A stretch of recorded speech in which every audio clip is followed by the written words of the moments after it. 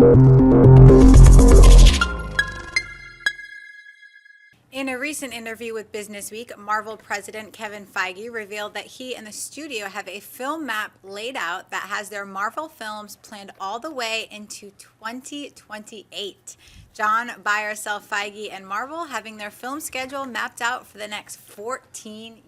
Oh, I sell it. I mean, it's one thing to sit down and have. And when you really read it, it's kind of an off-the-cuff remark. It's not like it's this 5-page expose about how Kevin Feige has very deliberately, detail by detail, laid out this 14-year roadmap. No, it's like, yeah, okay, this is our rough plan, but rough plans can change after one bomb. Rough plans can change after one new idea.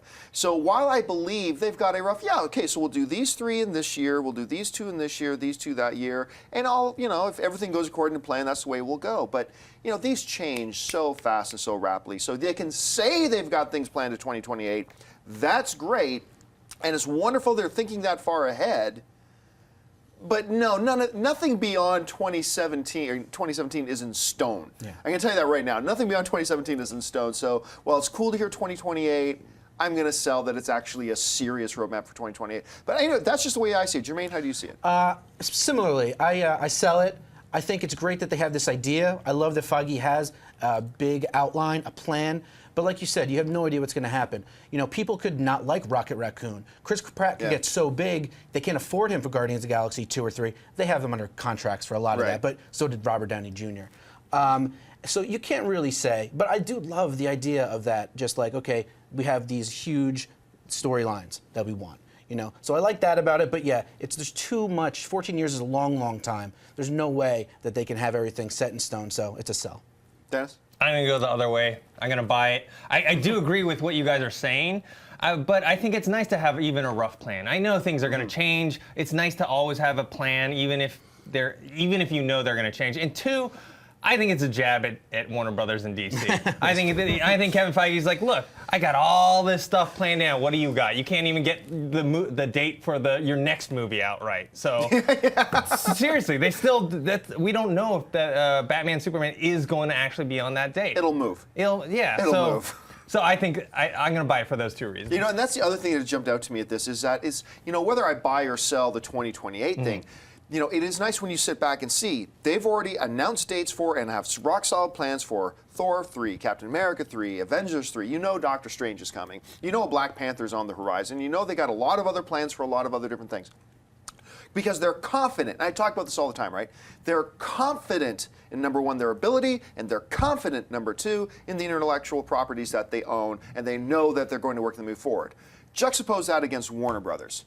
Okay, we got Man of Steel coming out.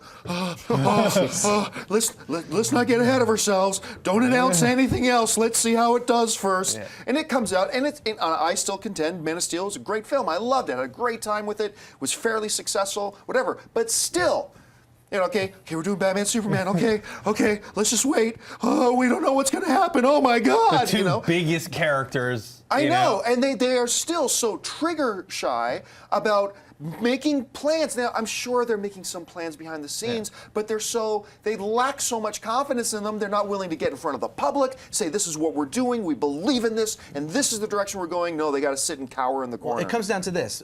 Kevin Feige, he has that in his office. Warner Brothers doesn't have one guy doing all this, one girl. It's just everybody has their hands in the thing. Is it Zack Snyder's? Is it Christopher Nolan's? Is it David Goyer's? We don't know. So until they get one person who says, okay, here we go. Batman, Superman, Man of Steel, Green Lantern, Flash. Until they have one person do it like Kevin Feige's doing, they're not going to get Well, I mean, Warner Brothers has Kevin, I always mispronounce But he's like the CEO, yeah, right? So he's kind of in the Kevin Feige role, but his responsibility, whereas Kevin Feige is only responsible for the Marvel properties, Kevin, insert his last name here, whose name I'm forgetting, or Warner Brothers has a lot of other responsibilities as well. They do need to get one guy who says, okay, this is our DC arm, and we have one guy that we have anointed as the head of this DC arm. It shouldn't be Christopher Nolan. It shouldn't be Zack Snyder. It should be a Kevin Feige type, not a Joss Whedon type. And I think that's what you got to do, and they just need to get over themselves and their paralyzing fear that what we do might not work. Just You know, Bite the bullet. You know what's funny, John, is DC did have a plan like this set in stone once, where they were going to have a movie coming out a year, and there was going to be a Wonder Woman standalone, and then Green Lantern happened, and it's like, unfortunately, everything imploded, and they never went back. But it's not like Green Lantern was a colossal failure, you know? It didn't do as well as they planned, but it wasn't like a huge bomb. It didn't like cost them $300 million like John Carter did or something like that. Yeah. And another thing, DC has the benefit of they still have all the licenses to their own characters. Like Marvel only has like half of them. Yeah, Iron Man was a big hit. But you know what was a bigger hit? Iron Man 3. You know, like because we got there. It was. So just was. like confidence and keep moving it. Now, to be fair, though, Iron Man 3 was the first film coming off of Avengers. Yes, so that's true. you could put a 2-hour test pattern on the screen and still would have made $200 million worldwide. If you like this video, be sure to give it a thumbs up and don't forget to subscribe to AMC Movie News on YouTube. It's free and a great way to stay updated with all the latest movie news and check out our daily show, AMC Movie Talk.